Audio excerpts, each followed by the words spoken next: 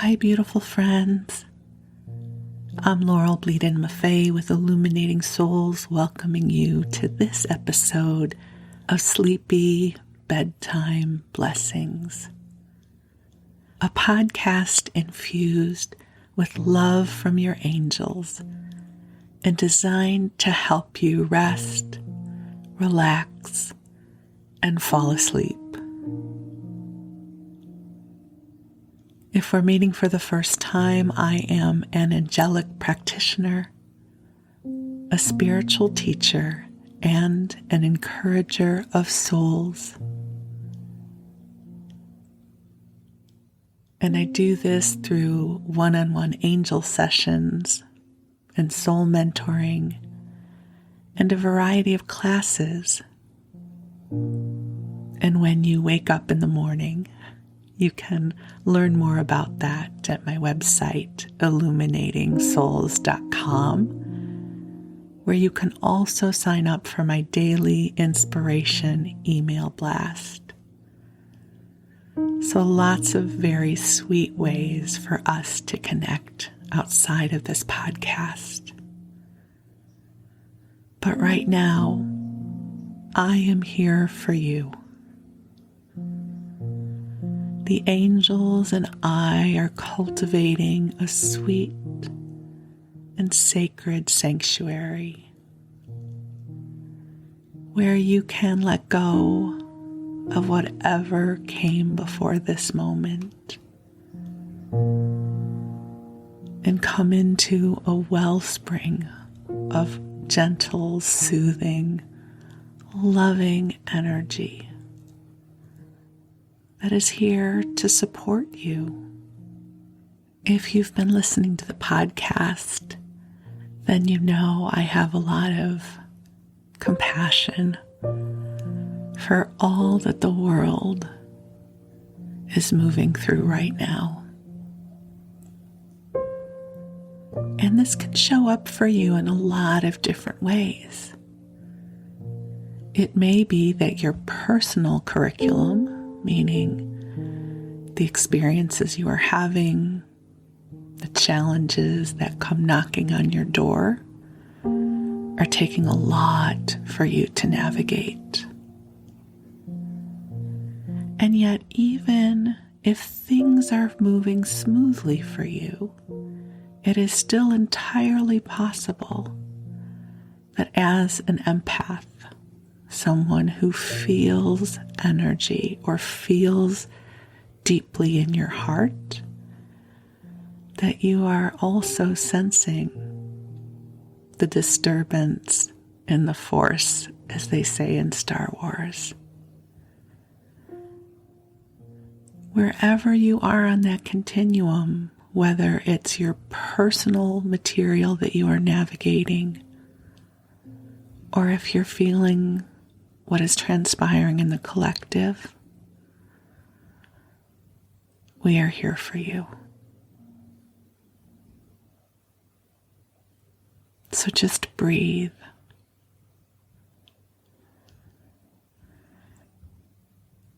It's always so interesting for me as a channel, Josephus and the Angels, that's a group of angelic guides that I channel. When they bring their energy to me for channeling, when I'm teaching a class or doing an angel session, one of the first things they always say is, breathe. And it's not that we don't breathe. Clearly, if you are alive and listening to this message, you're breathing. But what happens is we move into a shallow breath, just the autonomous nervous system, the just regular pedestrian everyday breath. And there is something powerful about taking a deep, intentional breath in and filling your lungs and releasing that begins to calm the body. And this is why we always invite you to breathe. When you breathe in the breath of God. And when you breathe out, just breathe out anything you no longer need. And on the next breath, you can breathe in the love of God. And breathe out anything that is not love. And just allow your breath to grow deeper. Allowing your body to let go as you cozy on up and snuggle on into your bed. As I've shared with you before, I love getting to crawl in bed. The weather is cooler right now in Northern California, and so I'm fortunate in that my husband and I both like to sleep cold. I think it's probably much harder if you and your partner have different sleep temperatures, but my husband and I both like it really cold when we sleep. And so that lets me pile on more and more blankets. And it is my favorite time of year to sleep because I get to cozy on up with lots of blankets. And the bed starts to feel like a sanctuary, like a cocoon. And I think the places where we can sleep when we're lucky, it feels like a sanctuary, right? We get to tuck ourselves in at the end of a day, and our bodies can let go, and our minds can too, hopefully, right? If the mind isn't running around with everything that it needed to do, which is one of the reasons I do this podcast. So there will be a loving and soothing and rambling voice to keep you company as you drift off. And so the angels are here already. The love is streaming in for you. And I'm going to do an invocation just so we clearly invite them in and you know that they are here. And just so you know, you have angels. We all do. They are divine celestial beings that are here to love you. And all you need to do is receive. You don't have to perform 25 acts of charity certainly if you want to do that, that is always welcome in this world. But this is not a love you have to earn. This is a love that exists because you exist. So just one more breath in and out, and certainly keep breathing after this. And I'm going to call in the angels. And beautiful beloved angels on high, we invite you to join us here. And I ask that you cultivate a beautiful, rich, deep, sacred space that is in alignment with helping to bring forth a good night's sleep. Angels, we ask that you clear our energy fields through the heart of God, helping to clear away anything that no longer serves and anything that does not belong to us. Angels, we ask that you lift our burdens and our worries into the heavens, where they can be transformed into light in service to the highest good.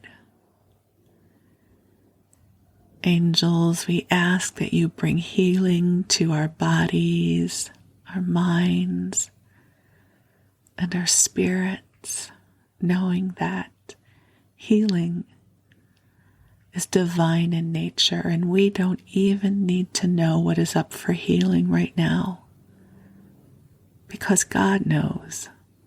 And as we come into this sanctuary of light, we are met with waves and waves of divine healing. And angels, I ask that you imbue this energy field with light so that everyone who hears this message receives special blessings that have been cultivated just for them. Please help everyone who hears this message to know that they are loved and that they are a blessing here on earth. And beautiful friends, you just breathe and let the angels do the heavy lifting. If you have prayers and intentions that you would like to share with God and the angels now, just whisper them in your heart. It can be in the silence, and yet your prayers and intentions will be heard loudly in the universe. And they will be amplified by the divine heart of God. One of the things I love so much about this connection with the angels is that the angels really know who you are. There's a really beautiful song written by the singer-songwriter David Wilcox that I love. It's a very short and sweet song, and it's called Burgundy Heart-Shaped Medallion. And here are the lyrics. If I had a spell of magic, I would make this enchantment for you. A burgundy heart-shaped medallion with a window that you could look through, so that when all the mirrors are angry with your faults and all you must do, you can peek through that heart-shaped medallion and see you from my point of view. And I used to listen to that song and I would cry, and I longed for that heart-shaped medallion because at the time all of my mirrors were angry. And I think that happens in this life, yes? The voices in our head and the voices in the mirrors, they sometimes are unkind. So my wish for you tonight is that you can open up and the angels will help you with this, so you can see yourself through the eyes of your angels, through the heart of God, and know that you are a blessing here on earth, that you are worthy of great love, and that this world is better because you are here, and that your life matters. And I'll put a link to the David Wilcox song in the show notes, so if you want in the morning you can listen to it. It's so beautiful. And I wish you this gift. You know, one of the huge gifts of the work that I do is I get to see the wholeness of you. I get to see who you really are as a divine being in human form. You are exquisite. You carry such love inside of you. And it is such a blessing to get to be here with you in this moment and love on you and help you remember who you are. Having this human experience where we go through the portal of amnesia as we are born and forget who we are, and we spend a lifetime trying to remember. So this is one of those moments where I help you remember. This is one of those moments where you begin to feel and know that there is something so special and so wonderful about you. And that as you get ready to rest, as you sleep, the angels are going to bring to you blessings of love to help you remember the brightness of your spirit.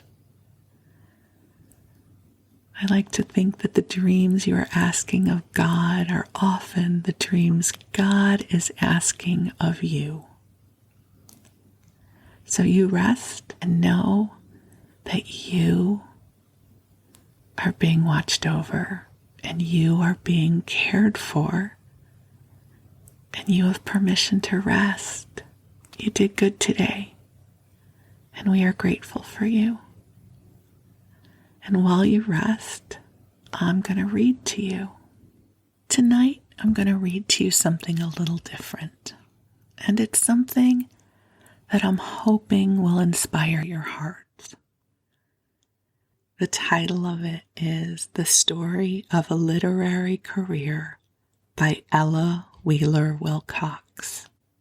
Now, hers is likely a name you haven't heard of before, but if you are in the U.S. and you are alive at the end of the 1800s, you likely would have known her. She was a very popular writer and poet. I actually discovered her as I was searching through public domain material for this podcast, and I was looking up New Thought Wisdom and came across some of her writing. So she also wrote about New Thought Wisdom at the time. And what's so interesting about her autobiography is ever since she was a child, she was a writer. And sometimes that's true. And I think quite often there are gifts that we have embodied since childhood that can sometimes go dormant as we get older, and sometimes not. So this doesn't mean you had to be a writer since you were young. But I read this to you because I'm hoping it will help you remember some of the innate magic that dwelled within you when you were a child and is still with you now. And you don't have to stay awake and listen. You have permission to drift off. And just know you're in an intentional energy field that is cultivated with love for you. So this is Ella Wheeler Wilcox's book, interestingly enough, published by Elizabeth Town. And if you remember, we read from Elizabeth Town's Nautilus magazine a couple of episodes ago, and this was published in 1905. So Elizabeth Town writes the foreword. In almost every hamlet and village in America, one or more literary clubs exist. The study of living authors is a part of their curriculum. Ella Wheeler Wilcox, like all well-known American authors, receives innumerable requests from the secretaries of literary societies for information concerning her life, methods, and work. During a recent visit at her home, the tax upon her time, clippings, and patience by such requests was observable, and a suggestion was made to her that the material desired by literary clubs be supplied in book form. This suggestion resulted in the present little booklet, which the publisher takes pleasure in presenting to the public. My autobiography. Someone asked me not long ago when it was that I first conceived the idea of a literary profession, and at what age I first found myself something of a celebrity. I do not remember when I did not expect to be a writer, and I was a neighborhood celebrity at the age of 8. The youngest of my mother's children, I seem to have had my career arranged for me by the conditions before my birth. It has always been my belief that children inherit the suppressed tendencies of their parents. A clergyman's son frequently shows abnormal tastes for the pleasures that his father denied himself, and talent is quite often the full-blown flower of a little shoot which circumstances has crushed under its heel in a former generation. So at the age of 8, I began to compose prose and rhyme because the literary tendencies of my mother had never been gratified.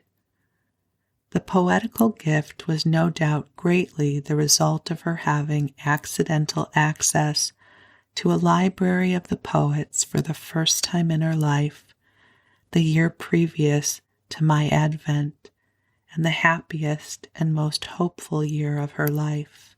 Until I reached the age of 14, the neighborhood and the school satisfied me as an audience.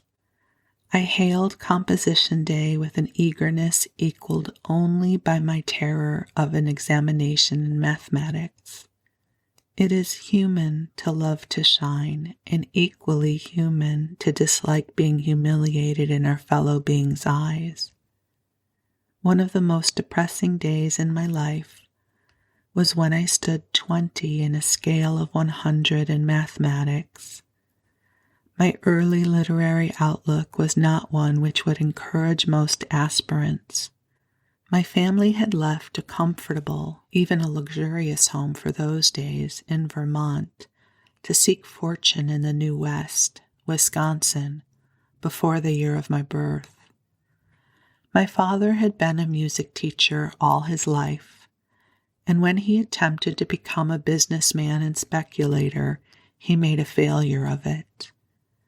By the time I was a year or 2 old, he had lost the little competence he brought west with him, and the family, 2 parents and 4 children, including myself, was obliged to begin life anew at the foot of the ladder upon a western prairie, 12 miles distant from the nearest town. This town was Madison, Wisconsin's capital. I had no literary advisors or coaches. My parents were intellectual. My mother was a great reader of whatever came in her way, and was possessed of a wonderful memory. The elder children were excellent scholars, and a grammatical error was treated as a cardinal sin in the household. But no one knew anything about the methods of getting into print, and we had no literary associates. We were, in truth, while poor in worldly goods and knowledge and customs, the solitary intellectual aristocrats of the locality. We had a few books, and only a weekly newspaper. In an old red chest upstairs were religiously preserved copies of the Arabian Nights, Gulliver's Travels, John Gilpin's Ride, and a few of Shakespeare's plays. The New York Ledger and the New York Mercury were sent to us by relatives for several years, and the first literary feasts I indulged in were the weekly serial stories of Mrs. Southworth and May Agnes Fleming. They were like Tabasco sauce to the appetite, exciting but not healthful. They gave me false ideas of life and added to my discontent with my lonely environment. There was nothing in my situation to cultivate poetical talent, and I no doubt owe my early development as a poet to the fact, paradoxical as the statement may seem.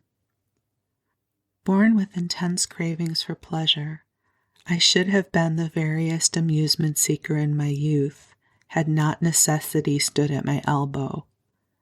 Whatever genuine talent we possess must reveal itself in time, But my early start in my profession was due to my desire to change and enlarge my horizon and better the conditions of the home where no one was contented.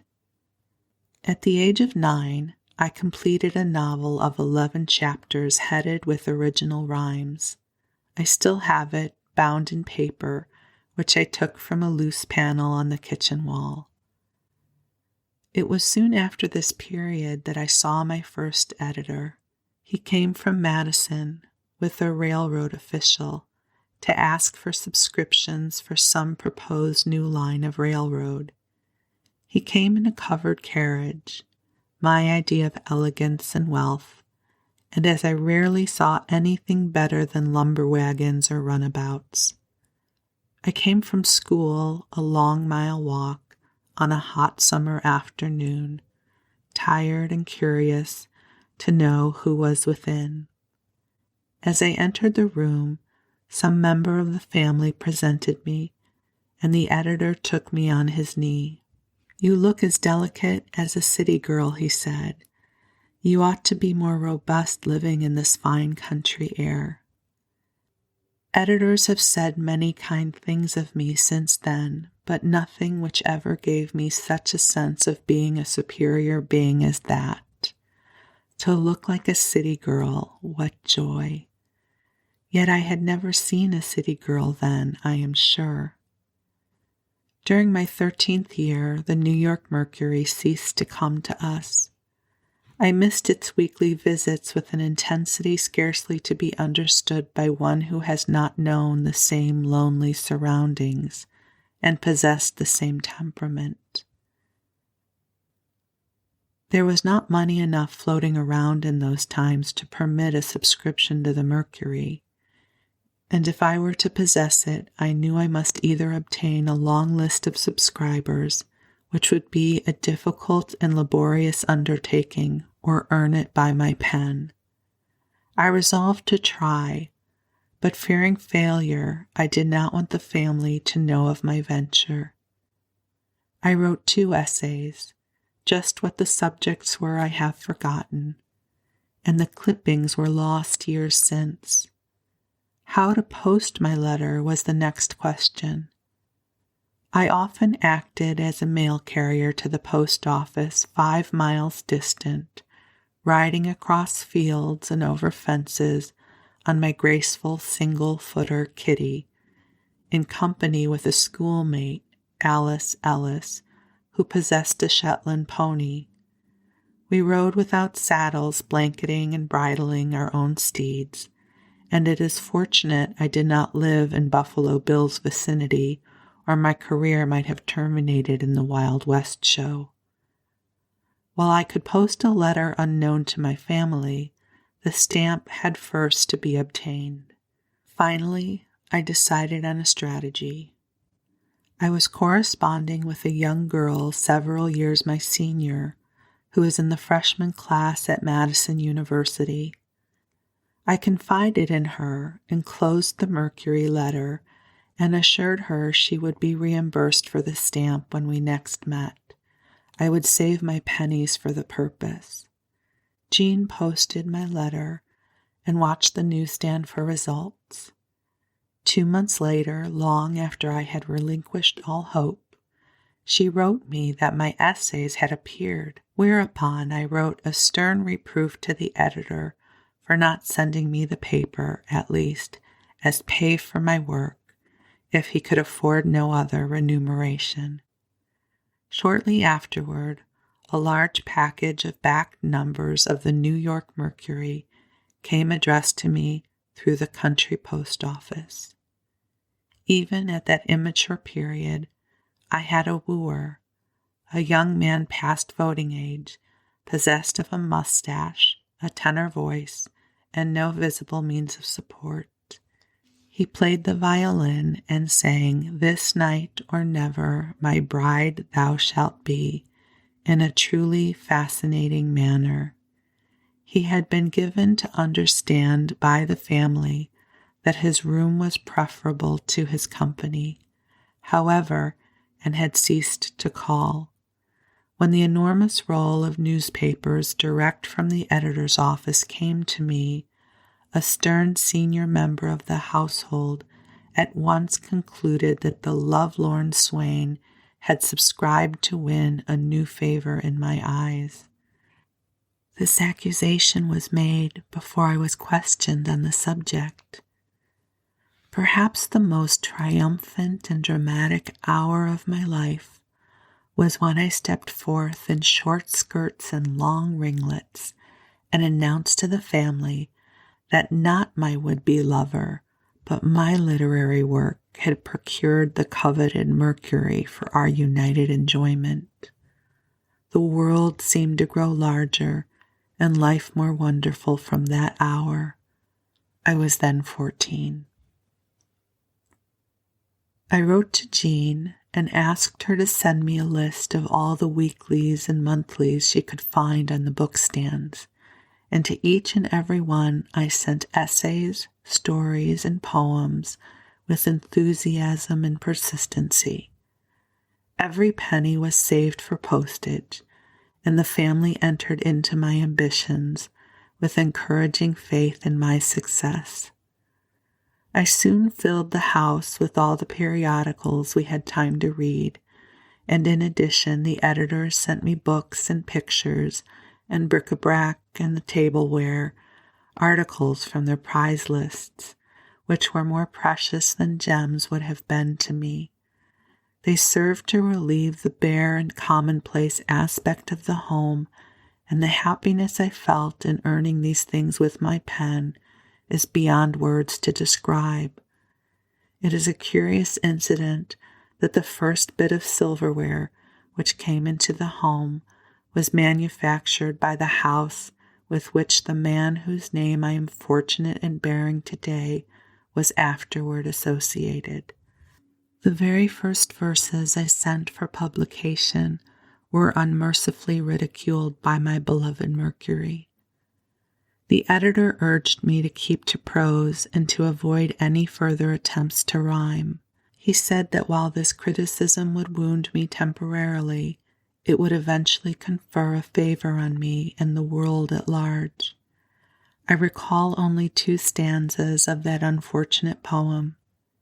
It related to the woes of a lovelorn maiden, and I described her as, quote, "She flew to her room, locked and bolted the door, and in anguish and grief threw herself on the floor."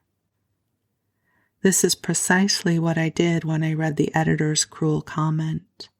Yet, after the first despair wore off, I set to work with a new fervor and determination, and sent poems and essays and stories to the Saturday Evening Post, Demarists, Peterson's, and Arthur's magazines, Harper's, Leslie's, and a score more of periodicals.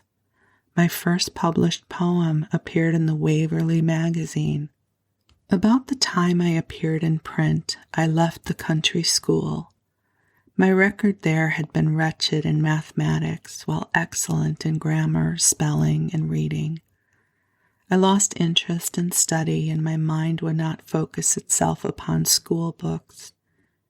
I lived in a world of imagination, and pictured for myself a wonderful future.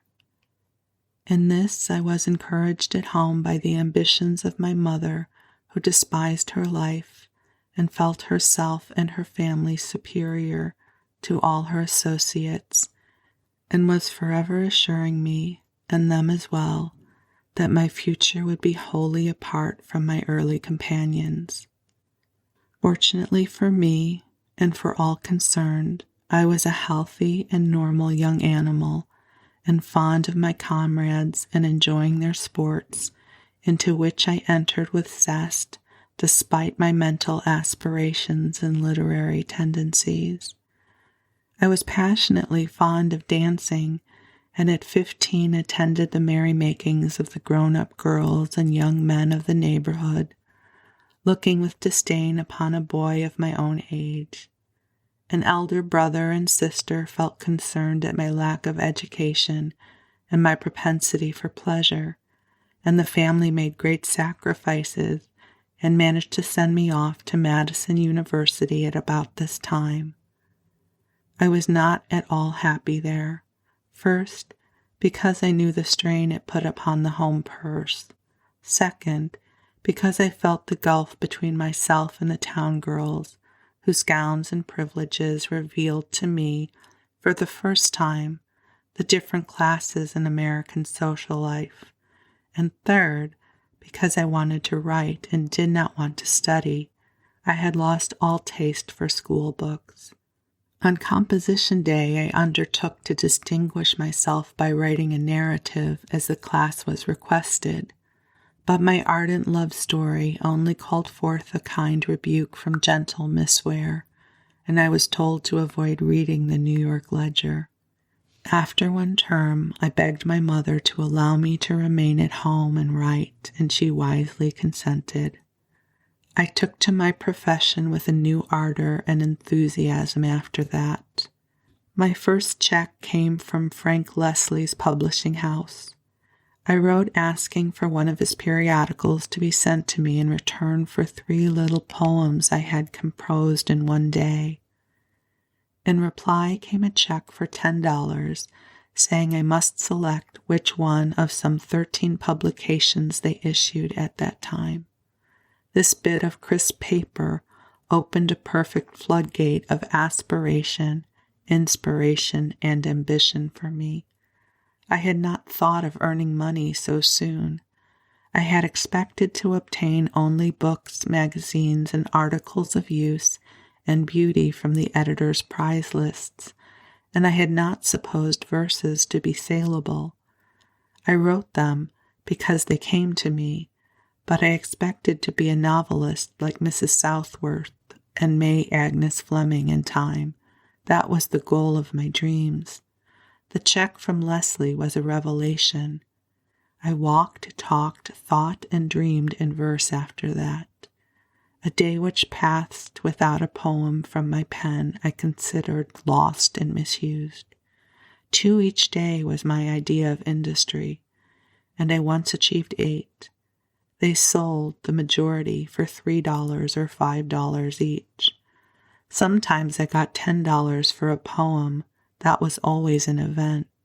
Short love stories over which I labored painfully as story writing was an acquired habit, also added to my income, bringing me $10 or $15, and once in a while larger sums from Peterson's, Demarest's, Harper's Bazaar, and the Chimney Corner.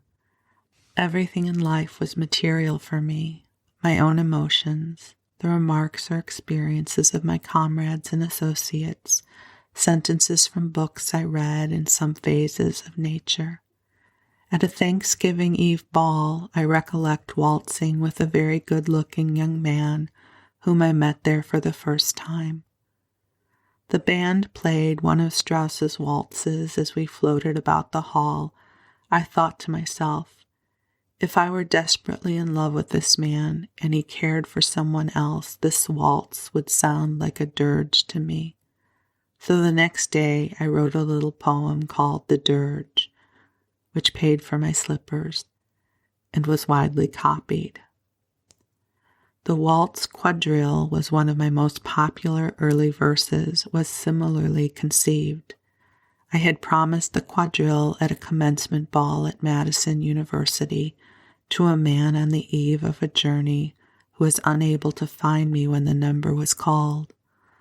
Although I did not have the pleasure of a dance with him, I wrote the poem and sent him a copy of it, saying, "This is the way I should have felt had I been in love with you, and had I danced the waltz quadrille with you just before your departure from Madison." The editors seemed to want these heart wails, and once returned a historical poem I ventured to write, saying, "Send us little heartache verses. Those are what our readers like." A new line of railroad came through the county, and we had 3 mails a week and a post office only 3 miles away. My good single pacer was sold, but my father had taken an old horse, Bernie, in trade, and my brothers had purchased a light-top buggy. I used to write my daily stint of several poems and perhaps a story, and with a half a dozen manuscripts addressed to as many editors, I would harness old Bernie and drive to the post office with my brainwares, and great was the day when I brought home a check. Harper paid me $15 for one poem. Leslie sent me a check of $40 for 10 poems and a short story. The Saturday Evening Post sent me a set of Dickens, all within a period of 6 months after my first money success. It seemed wonderful to me and to the family and to the neighbors. Until I began to earn money, the neighbors had criticized my mother for keeping me out of the kitchen and allowing me to scribble so much. But when they found me able, with one day's work at my desk, to hire an assistant in the house for a month, they began to respect my talent. I often wish the scores of grown men and women who write to me for aid and influence in getting into print could know just how I found my way into the favor of editors. It was by sheer persistence. It never occurred to me to ask advice or assistance of strangers. I am glad it did not, for the moment we lean upon any one but the divine power and the divinity within us, we lessen our chances of success. I often receive letters now from writers in the West asking me to use my influence with editors in their behalf and saying, "You must realize from your own early struggles how impossible it is to get a start in an Eastern periodical without a friend at court." No more absurd idea ever existed. Eastern editors are on the lookout for new talent constantly, and if a writer possesses it, together with persistence, he will succeed whether he lives in the Western desert or in the metropolis and without any friend at court. I frequently sent out 10 manuscripts in one post to have 9 come back with drooping heads, but I sent them forth on another voyage by the next mail. I kept a series of crude books with a list of the periodicals and the travels of each poem or story inscribed therein. Many a manuscript took 9 or 10 journeys to New York and Boston before it found acceptance. One story declined by 9 editors and ridiculed by the 9th on the margin brought $75 from the 10th, the largest price I had ever received. My world grew larger with each sunrise, it seemed to me. People from Madison, Milwaukee, and Chicago began to write me and seek me out. I was invited to visit city homes, and while this was a delight bordering on ecstasy and a relief from the depressing atmosphere of home anxieties, it yet brought with it consciousness of the world's demands, which added to those of duty and necessity made a larger income imperative. A Milwaukee editor offered me $45 a month to edit the literary department of a trade magazine. I accepted, but the office hours and order of work were wholly distasteful to me. I was not sorry when the venture failed at the expiration of 3 months. It was the only experience of my life in attempting an office position. Much of the earliest work of my pen was devoted to poems on total abstinence, a subject on which the family was very enthusiastic. These verses, some 50 in number, were issued in book form during my teens under the title of Drops of Water.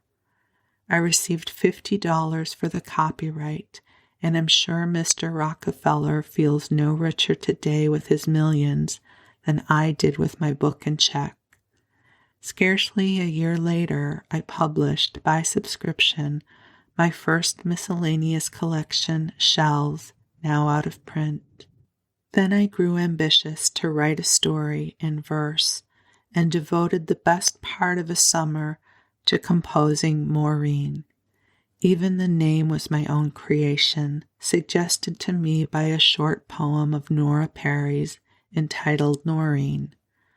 When my book was completed, I made a visit to Chicago and called upon Jansen and McClurg, expecting that staid firm to eagerly seize upon my preferred manuscript, which I thought was to bring me worldwide fame and fortune. Instead, it was declined with thanks, and I was informed that they had never heard of me. After repeated efforts and failures, I induced a Wisconsin firm to get the book out. It barely paid expenses. But 2 years later, I was made happy by having Jansen and McClurg write and request the privilege of republishing the volume with additional short poems. Much of my earlier work was tinctured with melancholy, both real and imaginary. Young poets almost invariably write of sorrow. Naturally, of a happy disposition, I had my moods of depression, veritable luxuries of misery. There was continual worry at home. No one was resigned or philosophical. My mother hated her hard-working lot, for which she was totally unfitted, and constantly rebelled against it like a caged animal beating against iron bars, while she did her distasteful tasks with a Spartan-like adherence to duty, doubting the dominance of an all-wise ruler who could condemn her to such a lot. Like thousands of others in the world, she had not learned that through love and faith only do conditions change for the better. The home was pervaded by an atmosphere of discontent and fatigue and irritability. From reincarnated sources and through prenatal causes, I was born with unquenchable hope and unfaltering faith in God and guardian spirits. I often wept myself to sleep after a day of disappointments and worries, but woke in the morning singing aloud with the joy of life. I always expected wonderful things to happen to me. In some of the hardest days when everything went wrong, with everybody at home and all my manuscripts came back for 6 weeks at a time without one acceptance, I recall looking out of my little north window upon the lonely road bordered with lonelier Lombardy poplars and thinking, before night, something beautiful will happen to change everything. There was so much I wanted. I wanted to bestow comfort, ease, and pleasure on everybody at home. I wanted lovely gowns, oh, how I wanted them, and travel and accomplishments. I wanted summers by the sea which I had read of but never seen. And on moonlight nights these longings grew so aggressive, I often pinned the curtains down and shut out the rays that seemed to intensify my loneliness, and I would creep into my little couch under the sloping eaves, musing, another beautiful night of youth wasted and lost. And I would awaken happy in spite of myself, and put all my previous melancholy into verses and dollars. Once I read a sentence which became a life motto to me. If you haven't what you like, try to like what you have.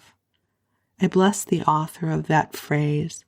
It was such a help to me just as I was nearing the borders of the family pessimism and chronic discontent.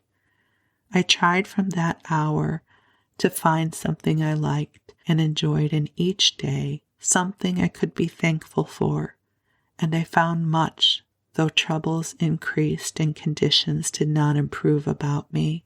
The elder children married and had cares of their own. I was so sorry for them, missing the beautiful things I knew life held. Slowly, so slowly it seemed to me, my work and my income increased. I longed for sudden success, for sudden wealth. It was so hard to wait. There was so much to be done. There was a gentle hill south of the house. Often on summer evenings, after writing all day, I climbed this ascent at sunset and looked eastward, wondering what lay for me beyond the horizon. I always had the idea that my future would be associated with the far west, yet it was to the east I invariably looked. My knowledge of the east was bounded by Milwaukee and Chicago, the goal of happy visits 2 or 3 times a year. Sometimes I walked through the pasture and young woods a half a mile to call on Emma, the one friend who knew and sympathized with all the family troubles. And Emma would walk back with me, and we would wonder how many years longer these walks and talks would continue for us.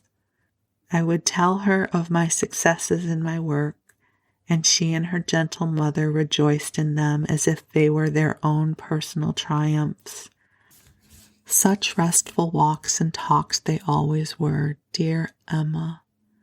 When publishing Maureen, I had purposefully omitted more than 20 poems of a very romantic nature in order to save the volume from too much sentiment.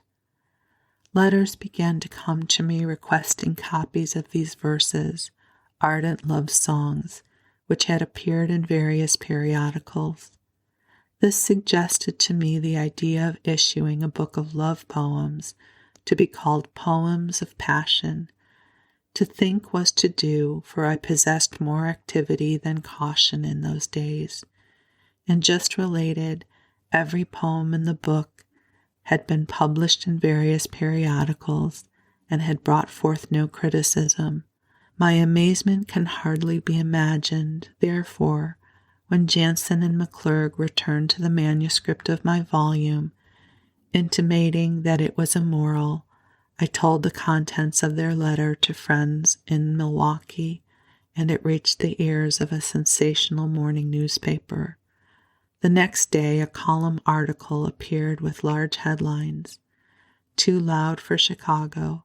The Scarlet City by the Lake shocked by a Badger girl whose verses out-Swinburned Swinburne and out-Whitmaned Whitman. Every newspaper in the land caught up the story, and I found myself an object of unpleasant notoriety in a brief space of time. I had always been a local celebrity, but this was quite another experience. Some friends who had admired and praised now criticized, though they did not know why. I was advised to burn my offensive manuscript, and assured that in time I might live down the shame I had brought on myself. Yet these same friends had seen these verses in periodicals and praised them. All this but stimulated me to the only vindication I desired, the publication of my book. A Chicago publisher saw his opportunity and offered to bring out the book, and it was an immediate success. It has been issued in London also, where it met with immediate favor. The first proceeds of its sale enabled me to rebuild and improve the old home which was fast going to ruin. Life, which had been a slowly widening stream for me at this period, seemed to unite with the ocean of success and happiness.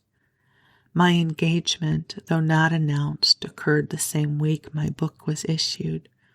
1 year later, in 1884, I was married to one of God's truest noblemen and came east to live. Burdens long borne alone were lifted by strong, willing hands, and dreams long dreamed became realities. But work, which had been a necessity, had grown to be a habit, and still forms a large element of life's pleasures for me. The questions and longings of those summer evenings when I stood in the dying glory of a Wisconsin sunset on the south hill back of the lonely little home have all been answered. For I am the one who lives to say, my skies have held more gold than gray, and that the glory of the real, by far outshines the youth of my ideal. And with that, my beloved friends, I wish you sweet dreams. You too are a messenger of light, and as you sleep, the angels will help amplify the messages of light, the ripples of goodness